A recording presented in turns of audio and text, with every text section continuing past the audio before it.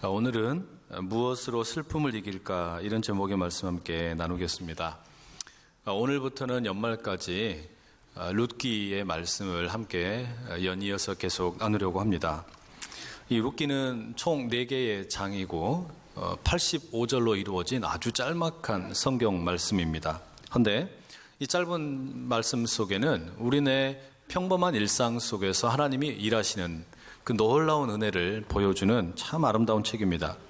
이 프레드릭 비크너라는 목사님께서 이 복음에는 비극과 코미디와 또 동화와 같은 반전이 함께 들어있다 이런 이야기를 한 적이 있었는데요. 이 룻기가 꼭 그렇습니다. 고통스러운 눈물도 있고 은혜도 있고 또 로맨스도 있고 회복도 있고 마지막에 가면은 깜짝 놀랄 만한 어떤 감탄사가 나오는 그런 내용이 담겨 있습니다.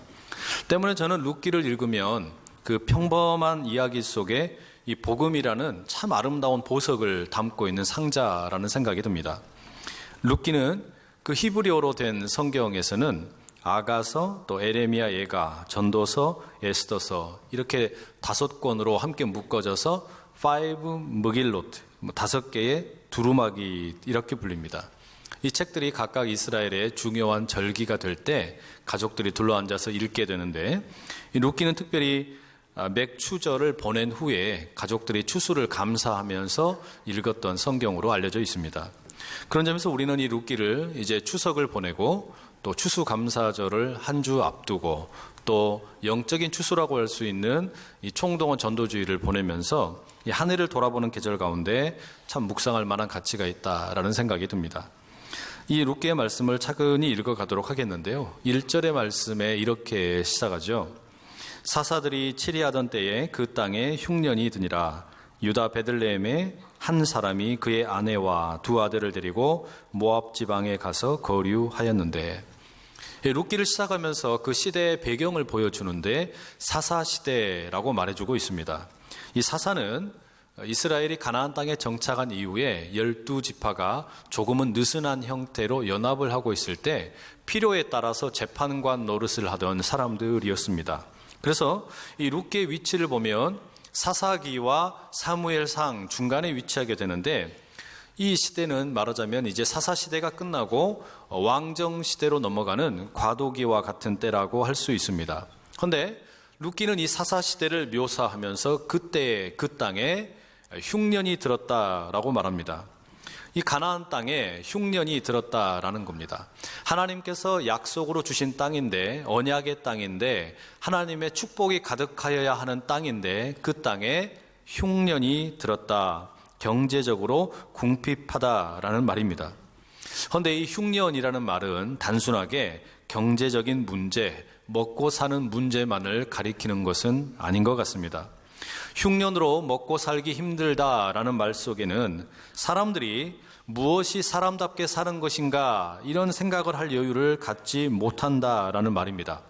당장에 돈벌이가 급급하게 되고 자연스럽게 이 사람들의 인심이라는 것도 예전만 못합니다.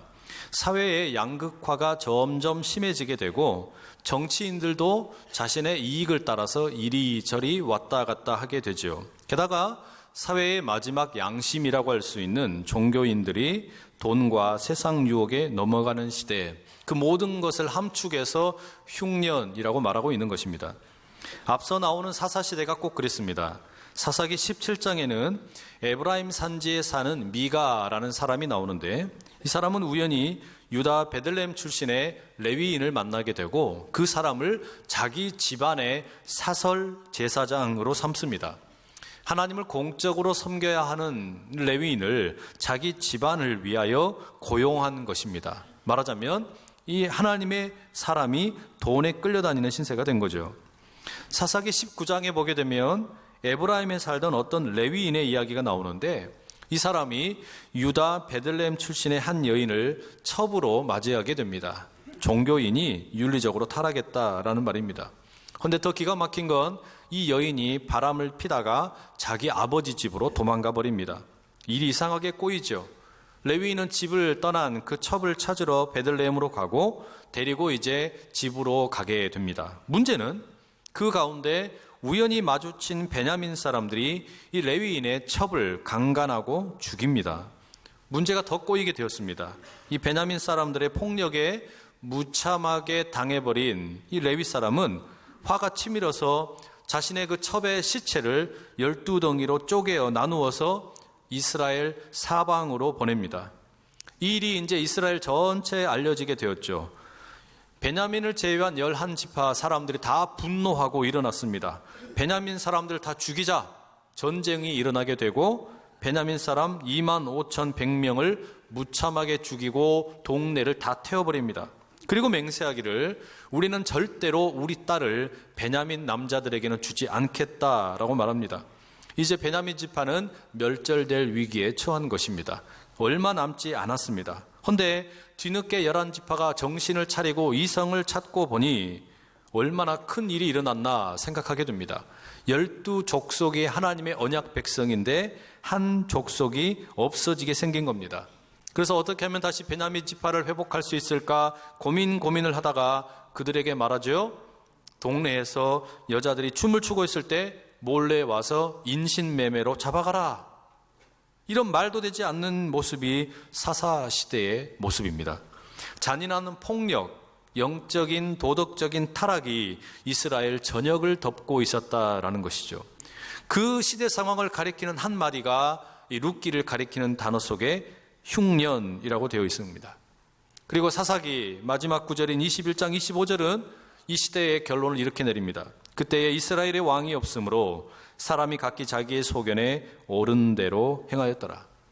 하나님을 왕으로 모시지를 않게 되자 사람들이 다 자기 멋대로 살았다라는 말입니다. 바로 그런 시대 상황 가운데 흉년이 되어버린 경제와 정치와 사회의 상황 가운데 룻기 이야기가 시작이 됩니다. 이런 혼란한 격변기 가운데 한 가정의 이야기가 소개되죠.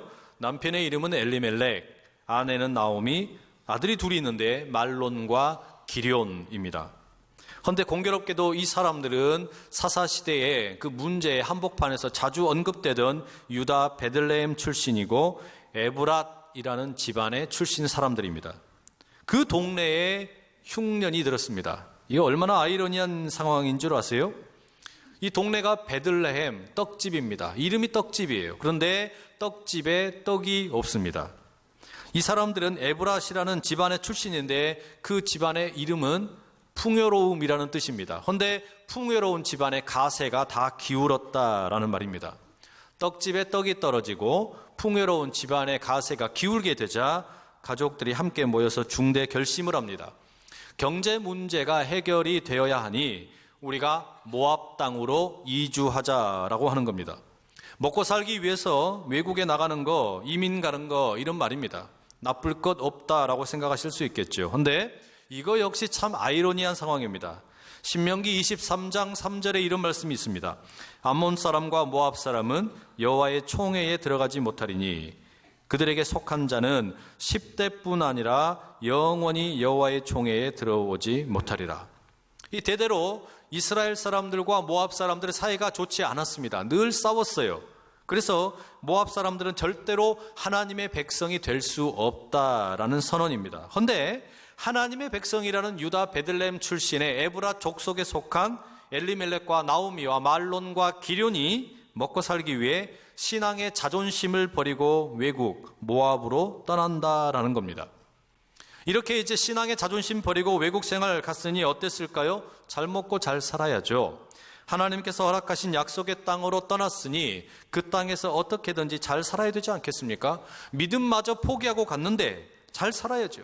신앙을 포기하고 갔으니 잘 되어야죠. 그런데 이들 가족을 기다리고 있는 것은 장밋빛 인생이 아니라 더 큰 시련일 뿐입니다. 모압으로 이주하고 얼마 지나지 않아서 남편 엘리멜렉이 죽습니다. 엘리멜렉의 뜻은 나의 하나님은 왕이시다라는 참 아름다운 이름입니다. 나의 하나님은 왕이시다라는 신앙의 고백이 담겨있는 이름을 갖고 있던 남편이 이국 땅 모압에서 죽어버렸습니다. 그리고 이제 과부로 남겨진 나오미는 며칠 동안 밥도 먹지 않고 울기만 합니다. 아니 과연 정말로 하나님이 내 인생의 왕이신가 생각할수록 화가 치밀고 자기 인생이 기구하다라는 생각이 듭니다. 꿈꾸던 행복한 결혼 생활은 완전히 망가지고 말았죠. 그러나 과부 나오미는 이 남겨진 두 아들과 함께 어떻게든지 살아야 합니다. 여자는 약해도 엄마는 강하다, 이런 말이 있죠. 온갖 허드렛 일을 마다하지 않고 감당하며 살다가 이제 말론과 기럨 두 아들을 결혼시키게 됩니다. 모압의 아가씨 룻과 오르바라는 두 여인을 이제 맞이하게 되죠. 고향에서 어른들에게 배우기로는 절대로 모압 사람은 하나님의 백성이 될 수 없다, 이렇게 배웠지만, 율법도 그렇게 가르쳤지만 지금 그런 말씀 하나도 중요하지 않습니다. 신앙보다 더 중요한 것은 현실입니다. 현실이 신앙보다 훨씬 더 우선되고 있다라는 말입니다. 자, 이제 며느리 맞이했으니 남편 잃은 슬픔 극복해내면서 행복하게 살까요? 그렇지가 않습니다. 태어날 때부터 연약했던 이 말론과 기럨 두 아들이 결혼하고 바로 투병 생활하더니 시름시름 앓다가 차례대로 다 죽어버립니다. 그렇게 모압 땅에서 10년을 보내는 동안에 나오미는 삶의 낙이라고는 찾아볼 수 없는 비참한 지경이 되고 말았습니다.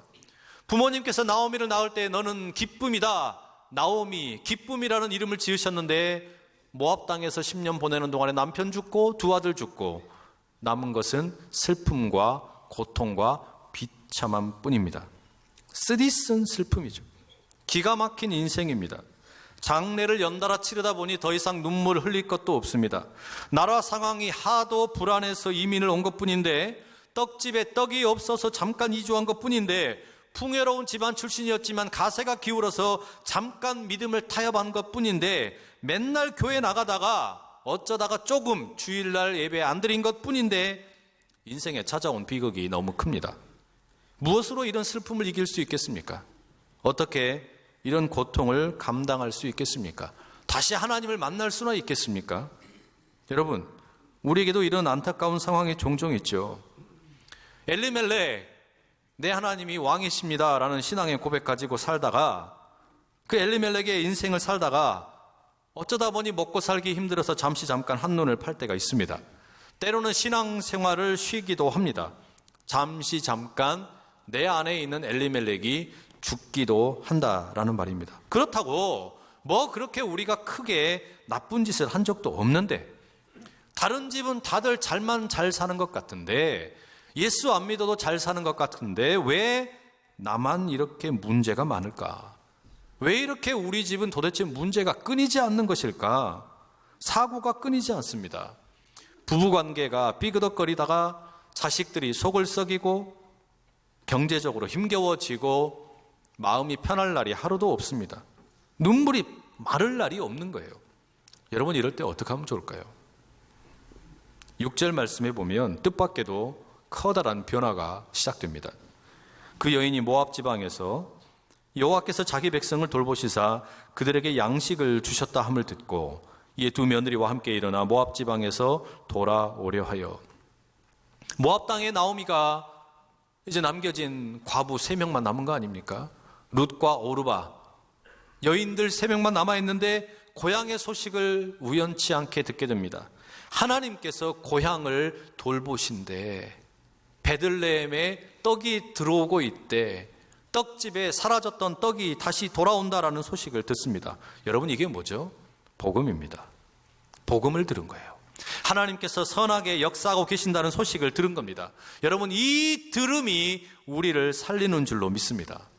나오미는 이 복음의 소식을 듣자마자 당장 며느리 둘을 데리고 박차고 일어나 고향으로 돌아갈 마음을 먹습니다. 돌아간다라는 말을 히브리 말로는 슈브라고 합니다. 그런데 다시 돌아가고 싶은 마음이 얼마나 강했는지 룻기 전체에 이 돌아간다라는 말이 15번 나옵니다. 그 중에 12번이 1장에 나옵니다. 무슨 말일까요? 사는 길이 다른 게 아닙니다. 살 수 있는 길은 다른 게 아니에요. 내가 복음을 듣고, 하나님의 복음을 듣고, 생명을 살리는 복음을 듣고, 잃어버렸던 떡이 돌아오는 떡집의 이야기를 듣고, 내 슬픔의 자리에서 일어나서, 실패의 자리에서 일어나서, 절망의 자리에서 일어나서 우리 하나님께로 돌아갈 때 우리가 살게 될 줄로 믿습니다. 경제적인 문제로 하나님 떠나셨습니까? 교회 안에서 갈등이 있는 거 싫어서 떠났습니까? 열심히 섬기다가 영혼이 상하여 떠나셨습니까? 이방의 땅 모압에서 실패한 이 나오미 같은 인생이라고 자기 자신이 참 비참하다고 생각되십니까? 어떤 이유든 상관없습니다. 복음을 들으시고 그 실패와 절망의 자리에서 일어나셔서 하나님께로 다시 돌아가실 수 있기를 간절히 축복합니다. 주저앉지 마시고 그 자리에서 일어나셔서 뒤돌아지 말고 하나님께로, 교회로, 우리 주님의 품으로 돌아오실 수 있기를 간절히 축복합니다. 바로 그때 슬픔을 이길 힘이, 길이, 은혜가 우리 모두에게 임할 수 있기를 축복합니다. 그런데 여러분, 말은 이렇게 하지만 이게 참 쉽지가 않습니다. 뭐가 쉽지 않은 거냐면 복음을 듣는다라는 게 쉽지 않습니다. 복음을 귀 기울여 듣는다라는 게 쉽지가 않습니다. 복음을 듣지만 돌이키는 행동이 어렵습니다. 어떻게 여러분, 룻은, 나오미는 그 복음을 듣고서 반응을 하게 되었을까 궁금하지 않으십니까? 왜 나오미는 그 베들레헴에 떡이 돌아오고 있다라는 소식을 듣고 돌이켜서 가기로 했을까? 뭔가 이유가 있을 거란 말이죠. 우리 주변에서도 얼마나 많은 복음이 들려집니까? TV를 틀었다 하면 설교 나오지요. 라디오에도, 인터넷에도, 교회마다 주일이면 복음이 선포가 됩니다. 그런데 왜 사람들이 돌아오지 못할까요? 왜 하나님께 돌아오지 못할까요? 나오미가 하나님께로 돌아가기로 결심하게 된 데에는 중요한 근거, 이유가 있습니다. 우리는 그 이유를 두 며느리와의 관계에서 찾아볼 수 있죠. 10년 만에 고향 베들레헴에 돌아가기 위해서 이제 길을 걷습니다. 그런데 나오미가 가만히 보니까 이 두 며느리가 참 신경이 쓰입니다. 나오미 자신은 본래 이스라엘 사람이니까, 유다 사람이니까, 베들레헴 사람이니까 돌아가는 거 괜찮습니다. 하지만 룻과 오르바, 이 두 여인은 모압 사람입니다. 이들은 신명기의 말씀만아 후대 10대 손이 지나도, 아니 영원토록 하나님의 백성이 될 수 없는 운명입니다. 그런 안타까운 생각 때문에 나오미가 며느리들에게 8절과 9절에 이렇게 말합니다. 나오미가 두 며느리에게 이르되 너희는 각기 너희 어머니의 집으로 돌아가라. 너희가 죽은 자들과 나를 선대한 것 같이 여호와께서 너희를 선대하시기를 원하며 여호와께서 너희에게 허락하사 각기 남편의 집에서 위로를 받게 하시기를 원하노라고 그들에게 입맞춤에 그들이 소리를 높여 울며. 이 며느리들에게 나오미가 하는 이야기예요. 나는 이스라엘 사람이니까 괜찮다. 하지만 너희는 모압 사람인데 거기 가봐야 사람 대접 받고 살기 어렵다. 내가 10년 동안 이 땅에서 이민자로 살아봤더니 힘들더라. 너희들 그냥 모압 땅에서 재혼해가지고 편안하게 살아라. 그러면서 이 두 며느리에게 복을 빕니다. 뭐라고 얘기하냐? 너희가 너희들의 죽은 남편과 나를 선하게 대해준 것처럼 하나님께서 너희에게 선하게 대해주시기를 간절히 축복한다. 나는 갚을 길이 없다. 그러나 너희들의 그 선한 마음, 그 선한 행동 하나님께서 갚아주시길 간절히 구한다. 이렇게 말하는 거예요. 그런데 여러분, 여기에 우리가 왜 나오미가 복음에 귀를 기울이게 됐는지 그 비밀을 알 수가 있어요. 우리말 성경에 선대하다라는 말이 나오는데 이 말은 구약 성경에서 참 중요한 말입니다. 헤세드라는 말이에요. 이 헤세드라는 말은 우리말로 번역하기 어려워요. 친절하다, 또 선하다, 자비롭다, 이런 단어로 다 표현하기가 쉽지 않습니다. 이 헤세드라는 단어를 하나님에게 적용할 때는 아무런 자격이 없는 사람에게 부어주시는 하나님의 크고 놀라운 은혜, 사랑, 이런 걸 가리키는 겁니다.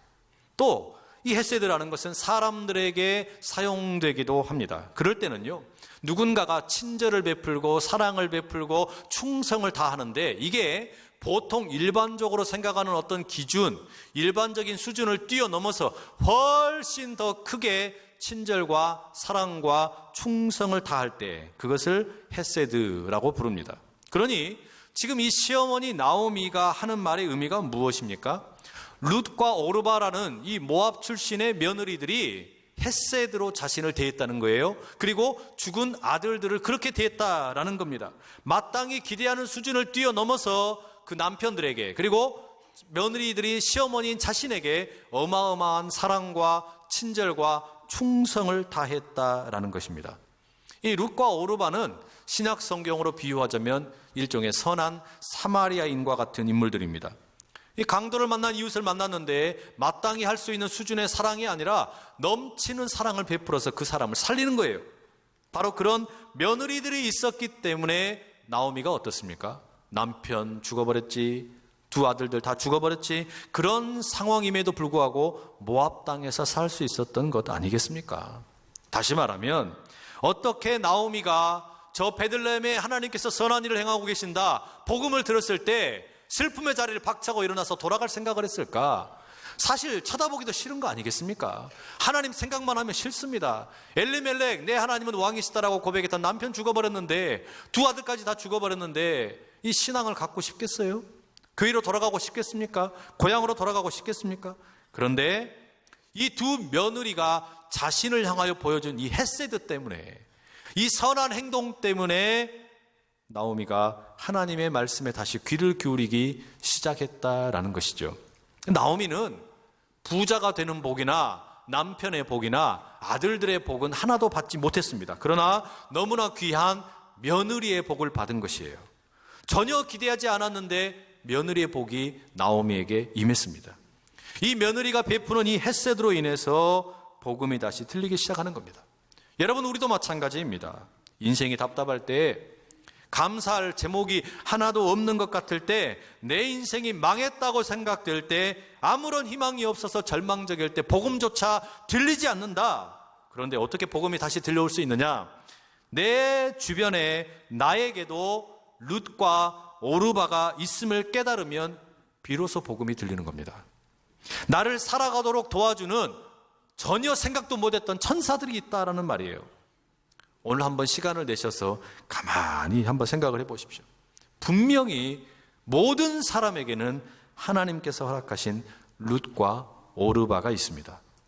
나랑 같은 학교 출신도 아니고, 같은 동양 사람도 아니고, 직장 동료도 아니고, 교회를 같이 다니는 사람도 아니고, 내게 친절을 베풀 만한 아무런 이유가 없음에도 불구하고 낯설지만 뜻밖의 어마어마한 친절을 베푸는 그런 사람들이 있다는 말이에요. 그들이 하나님의 선물입니다. 왜 이런 선물을 주십니까? 나로 하여금 다시 하나님의 말씀에 귀 기울일 수 있도록, 복음을 들을 수 있도록, 그래서 슬픔과 절망의 자리에서 일어나서 하나님께로 돌아갈 수 있도록 부르는 사람들이 있더라는 말이에요. 그 은혜가 우리 가운데 있기를 간절히 축복합니다. 오늘 본문의 마지막 14절 이렇게 끝맺습니다. 그들이 소리를 높여 다시 울더니 오르바는 그의 시어머니에게 입맞추되 룻은 그를 붙쫓았더라. 시어머니와 이 며느리 서로 간에 부둥켜 안고 실컷 웁니다.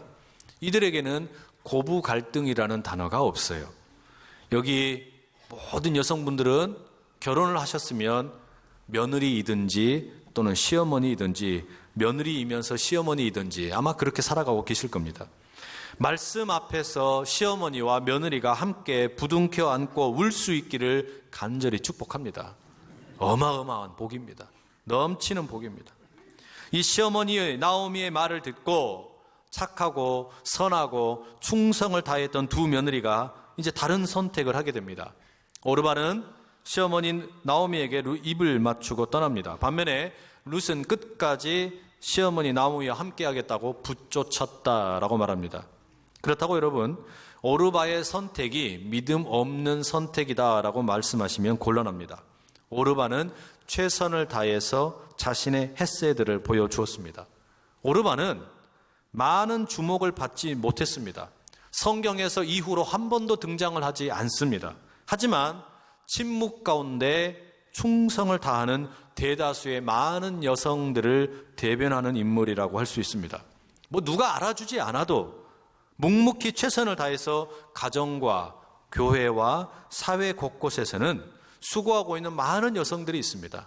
이 오르바를 떠올리며 그런 분들에게 박수를 보내드리고 싶습니다.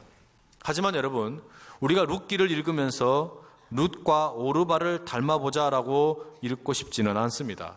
저는 여러분에게 룻이나 오르바처럼 선한 사람이 되라고 설교하고 싶은 마음이 아닙니다. 선한 사마리아인처럼 누군가를 섬겨라, 윤리적인 도덕적인 설교하고 싶은 마음은 없습니다. 우리는 철저하게 나오미의 입장에서 이 룻기를 읽어보고 싶습니다. 룻이 주인공이 아니라 나오미를 주인공으로 생각해서 망했다고 생각되는 한 인생, 실패했다고 생각되던 한 인생, 이 인생이 어떻게 돌이켜져서 하나님을 만나게 되는가, 그걸 읽어보자라는 이야기예요. 믿음으로 살다가 잠깐 흔들렸습니까? 세상이 하나님보다 더 커 보이던가요? 교회를 떠나셨습니까? 실패 때문에 넘어졌습니까? 내 아내 엘리멜렉이 죽었습니까? 한국 교회가 믿고 안타깝습니까?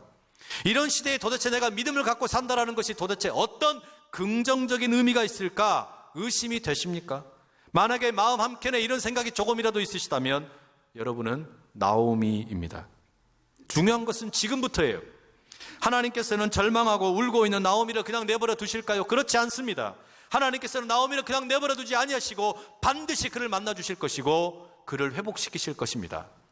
여러분을 향한 헤세드의 역사 이미 시작되었습니다. 복음이 다시 들리도록, 그리고 실패의 자리에서 일어나도록 우리를 일으키시는 그 하나님께 돌아가실 수 있기를 축복합니다. 그 일을 위해서 하나님께서는 나오미를 위해 룻과 오르바를 허락하신 것처럼 우리에게도 그렇게 보이지 않는 사람의 헤세드가 임하기 시작한다라는 말이죠. 이 은혜를 붙잡고 나가는 우리가 다 되기를 축복합니다.